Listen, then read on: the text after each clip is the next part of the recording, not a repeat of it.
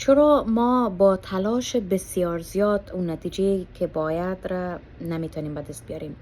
ما ورزش میکنیم، غذای سالم میگیریم، هر چی میکنیم سالها زمان میبره که ما با یک نتیجه که میخوایم برسیم. به رسیدگی به پوست، موی، بدن، کار، هر چی ایره میتونیم به هر وضعیت که ما باش سردچار هستیم تطبیق بکنیم این مسئله را. چرا؟ چون هنوز ذهن و بدن ما در یک پارچگی قرار نداره. حقیقت شاید بر شما عجیب غریب معلوم شود که معنی، بلکه علم نیوروپلاستیسیتی یا نیورولوژی میگه، علم عصب شناسی را ثابت ساخته است که مغز ما تفاوت بین آنچه که در واقعیت اتفاق میفته و ما در واقعیت و فیزیکی در این جهان سیبودی انجام میدیم و آنچه را که در ذهن خود تصور میکنیم فرقش را نمیدانه. حالا پرسش این است که چگونه ما ذهن خود را، این افکار را به نفع خود فریب بدیم. ویدیو بیشتر شرح میتونم که چگونه ما این یک پارچگی را حفظ میکنم، یعنی چگونه ما بتوانیم اون سینکرونیسیتی یا هماهنگی بین ذهن و قلب را حفظ بکنیم که نتایج چندین برابر بیشتر به دست بیاریم و اون قدرت و عظمت ذهن و قلب را تجربه بکنیم، زندگی بکنیم. و ای که چگونه تشخیص بدیم کدام صدا صدای ذهن است و کدام صدا صدای قلب و برعکسش. تا از اون طریق ما بیشتر به صدای قلب و حضور ذهن همزمان هر کار را که میخوایم انجام بدیم.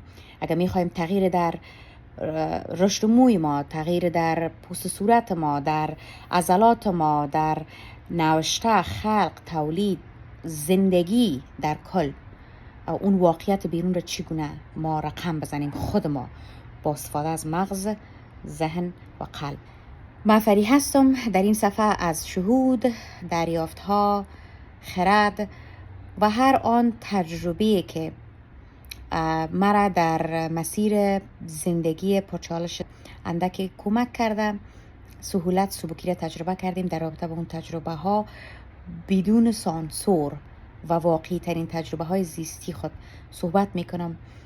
با شما قصد و هدف عشق و امنیت است که میخوایم با شما یک جا اون رو تجربه بکنیم و با هم اجتماعی را بسازیم که اون اجتماع آگاه، بیدار، التیام یافته و اصیل است. اگر این بار دوم شماست که به این صفحه سر زدین و یا هم بار اولتان، بسیار زیاد خوش آمدین. این در واقع نشان میده که شما به این مسیر دعوت شدین و در واقع میخواین این مسیر بیداری را و این تغییر را. بر شما خوش آمد میگم و در این حال بر شما مبارک باشه. پس این سفر را دنبال بکنین، این محتوا را با دیگران شریک بسازین تا ما دست جمعی این بیداری، این آگاهی و تغییر را تجربه بکنیم.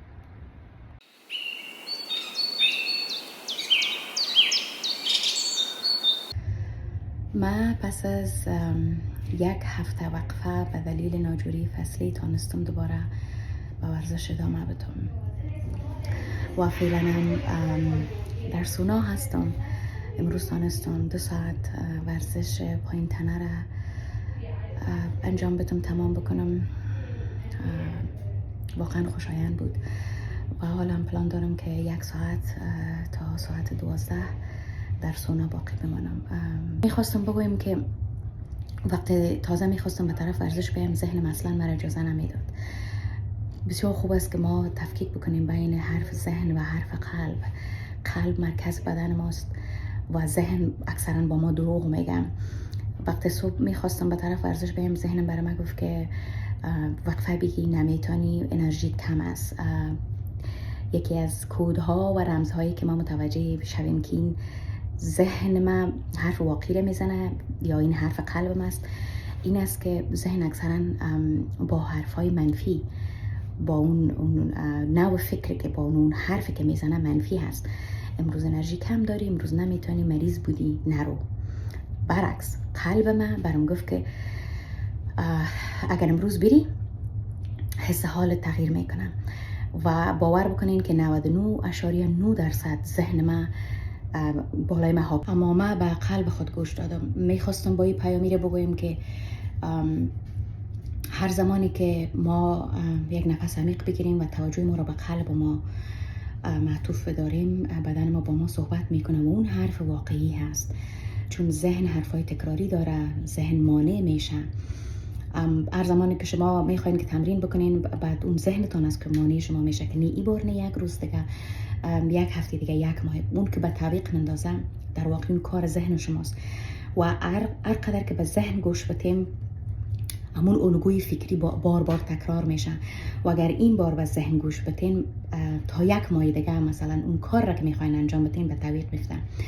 تحقیقات نشان داده، این بسیار مهم است، ما بر شما میخوایم شریک بسازم، است که در صورتی که ذهن و قلب هماهنگ باشه، همون سینکرونیسیتی با اصطلاح انگلیسی، یا همون یک پارچگی ذهن و قلب، در صورتی که ما او رو بتونیم حفظ بکنیم و هر کار را انجام بدیم در اون حالت یک پارچگی و یکی بودن، که هم قدرت ذهنی خود و هم قدرت بدنی خود و قلب خود را به اون اختصاص بدیم، نتیجه 2 برابر در واقع به دست می آید، 2 برابر بیشتر از این که تنها با قلب یا تنها با ذهن.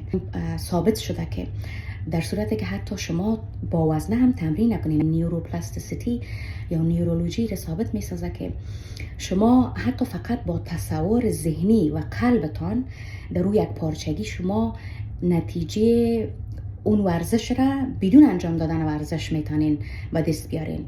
و این را لابراتوارها در دانشگاه ها ثابت ساخته. کسانی بودن که تنها یک هفته با تمرین ذهنی و اون یک پارچگی و اون سینکرونیسیتی هر روز برای 10 دقیقه عضلات خود 13%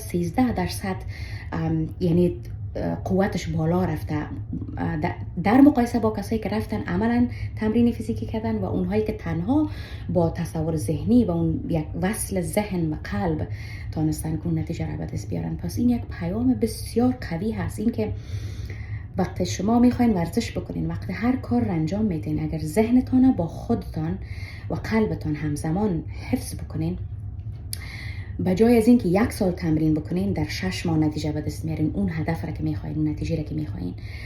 و این یک کلان قدرت است. و وقتی من متوجه ازی شدم، دیگه من در تمرین خود پادکست نمیشنوم، به دلیل ازی که وقت ذهنتان متمرکز به چیز دیگه است و قلبتان فقط فعالیت فیزیکی میکنه، نتیجه بدی میشه. و برای از که من نتیجه را 2 برابر بیشتر بسازم، چرا ذهن ما و هم قلب ما همزمان وصل نسازم؟ حالا ما فقط در کنار از که فعالیت فیزیکی میکنم، به قلبم و بدنم توجه میکنم، اون ذهن و اون توجه ذهنی و فکری ما همچنان در این لحظه حفظ میکنم، یعنی با حضور ذهن تمرین میکنم. شما وقتی با حضور ذهن تمرین میکنین یا هر کار دیگر انجام میتین، نتیجه را به دست میارین که فوق العاده هست. امتحان بکنین و با شریک بسازین تجربه هایتانه، چون قدرت که در یک پارچگی یا سینکرونیسیتی هست که ما قبل از او اصلا به این مسئله توجه نمی کردیم. مخصوص ما زنها بیشتر در یک لحظه چندین کار همزمان انجام میدیم و اون تمرکز ما را، انرژی ما را در چندین کار همزمان پخش میکنه. حالا ما تلاش میکنم که تمرین بتم ذهن و خودم را که در یک لحظه فقط یک کار انجام بدم. چرا؟ چون با حضور ذهن و قلب نتیجه را که میخوایم در واقع از مرکز اصلی ما قلب، از بدن هست. میخواستم بگویم که اگر ما به ذهن خود گوش میدادم و به قلب خود نه، امروز نه تنها که 2 ساعت تمرین ورزش بسیار سنگین وزن برداری را که پایین تنه بود انجام نمیتونستم بتونم. این 1 ساعته که هنوز همه در سونا هستم و درجه حرارت هم بالا میره، نمیتونستم اینجا دوام بیارم. پس بیشتر از این که ما به ذهن خود که اکثرا دروغ ذهنی است، حرفایی است که فقط از گذشته به تکرار با ما آمده، اون گلوهای فکری که تا حال زندگی کردیم از گذشته ها، به اساس از او بر ما حکم میکنن، از اون ساب کانشس مایند، از اون ذهن بیرون میشی و به قلبت گوش میدی و اون حس قلبی که بر تو اون حرف واقعی را میزنه، با اون گوش میدیم و اون را انجام میدیم. پس میخوایم بگویم که شما از این به بعد اگر میخواین که اون نتیجه فوق‌العاده رو به دست بیارین. یک بار هم اگر شده فقط با یک بار امتحان بکنین که وقتی حضور ذهن دارین، وقتی حضور قلب دارین، اون ورزش، نوشتن، کار رسمی، ظرف شستن، نان خوردن، وقتی شما با این کار انجام میدین مزه غذا رو میفهمین. اون کیمیاگری را که در ذهنتان، در بدنتان است، اون را زندگی میکنین، آب حس میکنین و این فوق العاده است. و اون آرامش که در قلبتان، بدنتان، اون قدرتی که هست او را حس میکنین. و این فقط زمان ممکن است که شما با اون قدرت ذهنی قدرت قلبتان همچنان اضافه بکنین. ما بیشتر از اینجا دیکته میشیم، از اینجا کار میکنیم. وقتی این دوتا همزمان، این دو مرکز قوی، مرکز اصلی قلب وقتی با ذهن یکجا میشن، شما به انسان فوق العاده تبدیل میشین که هیچ کس قادر نیست جلاب شما را بگیرن. امتحان بکنین و بنویسین که چگونه است. فقط در یک کار، فقط در یک فعالیت، مثلا ظرف شستن، مثلا حتی آب نوشیدن، غذا خوردن، ورزش، بعد بنویسین که چه حس حال داشتین. حالا پس از 1 ساعت بودن در سونا تمام شد.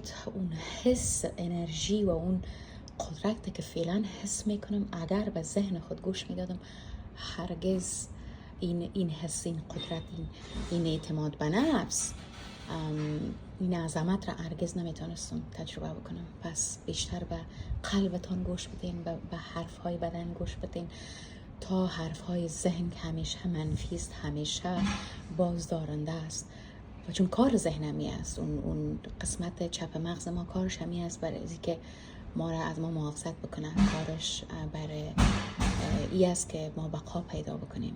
پس بیشتر از این که به سمت چپ ذهنتان آویزان شوین، به حرف گوش بدین، به سمت راست مغزتان که جریان است، عشق است، زندگی است، تحرک است، با او بیشتر گوش بدین. و اون در واقع گوش دادن به حرف قلبتان است، به حرف بدنتان است. و هر زمانی که شما یک نفس میگیرین و وصل میشین به قلبتان، به اون تپش قلبتان، بدنتان با شما صحبت میکنه و اون حرف واقعی است و اون را گوش بدین. در اون قدرت است، در لحظه، در حضور، در جریان، با شما با طبیعت یکی میشین. در اون لحظه شما با خودتان، با بدنتان، با جهان هستی، با قدرتی که در جهان است یکی میشین. اون قدرت در لحظه است. اون زمان است که شما با قلبتان گوش میدین، نه به ذهنتان.